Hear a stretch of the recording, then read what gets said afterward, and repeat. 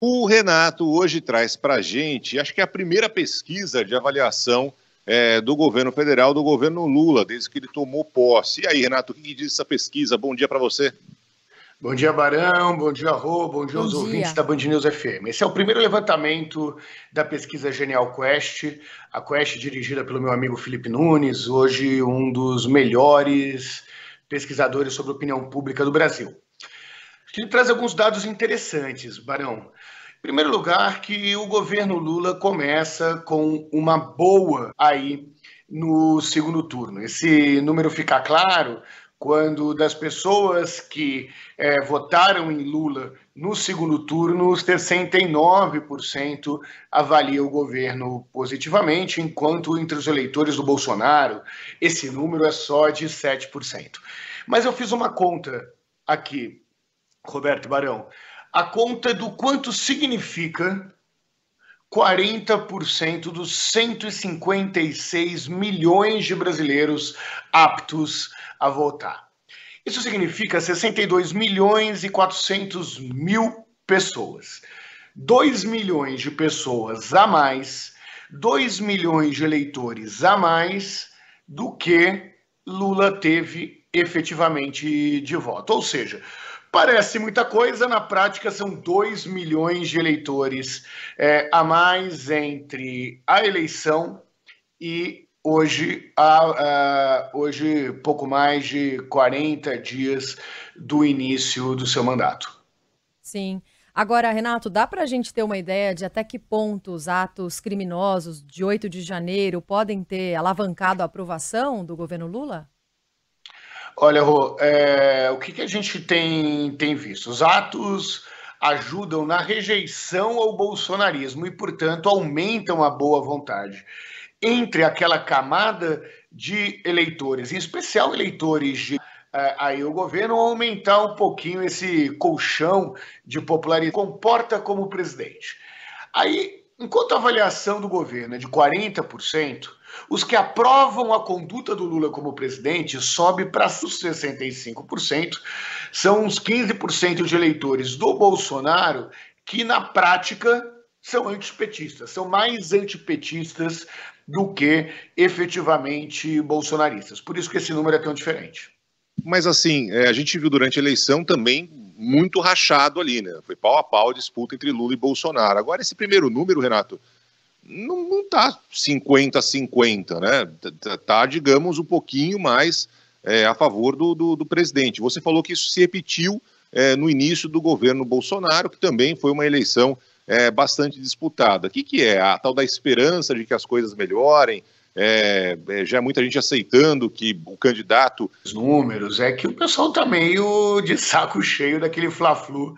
Da presidente se recusou a entregar, passou 2 meses em silêncio até a posse, na véspera da posse foi visitar o Mickey lá em Orlando, ficou quieto, ficou em silêncio, e isso leva a uma ausência aí de uma voz de oposição, de uma voz bastante contundente na oposição. Então, de um lado, o Lula virou governo. Você tem, sendo governo, uma série aí de ações que podem ser colocadas. A mais recente foi a ação relacionada ao povo Yanomami, mas você também não tem nenhuma voz muito crítica contrária a esse governo. Não é à toa que o número de eleitores do Bolsonaro que efetivamente avaliam negativamente o governo Lula é de 51%. Né? A gente já disse que 7% avalia positivo, o regular 23%, e 20% dos eleitores de Bolsonaro não têm condições de avaliar, o que tem o que ajuda consideravelmente a explicar o quanto que o silêncio de Bolsonaro também contribui aí para uma avaliação, para uma baixa avaliação negativa desse início de mandato do Lula. Sim. Agora, quando questionados nessa mesma pesquisa, né, Renato, sobre os principais problemas do Brasil, 30% citou a economia, 29% problemas sociais e entre outros aí. Mas sobre essa discussão da taxa de juros aqui no Brasil, que a gente vem acompanhando entre o presidente Lula, presidente do Banco Central também, 76% dos entrevistados acham que Lula está certo de tentar forçar a queda da taxa de juros. Vamos lá. Tá certo na visão dos eleitores por uma razão muito simples. São os eleitores aí que estão inadimplentes. Nós temos mais de 60 milhões de brasileiros com contas em atraso. São esses brasileiros que sentem os juros crescendo. E essa relação entre inflação e excesso de demanda, né, que é o princípio da economia. Então, para o ouvinte que está nos assistindo, o juro sobe para segurar a inflação, porque com juros mais altos as pessoas comprariam menos e a inflação não cresceria tanto. Mas vamos na real aqui. A inflação do Brasil não é uma inflação de demanda. Queria perguntar para o ouvinte se ele acha que está comprando muito, que tem dinheiro suficiente aí para fazer as suas compras. Se hoje ele compra mais ou ele compra menos do que comprava há 2, 3, 4 anos atrás. Todos nós sabemos qual é a resposta do nosso ouvinte, que é igual à resposta dos eleitores. Ele compra menos. Então é muito difícil para o eleitor médio entender se ele compra menos, por que os juros têm que crescer para a inflação diminuir? O que ele sente é que ele compra menos porque a sua conta está em atraso pelo tamanho dos juros.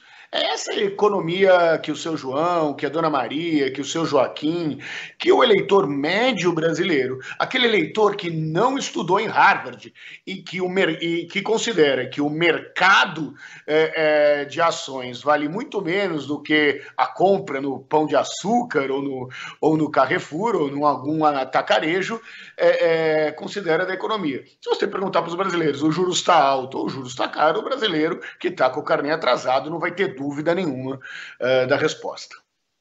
Muito bem, nosso Renato volta na próxima semana conversando com a gente, trazendo mais detalhes de pesquisas importantes, levantamentos que fazem diferença no país. Grande abraço, Renato, até a próxima.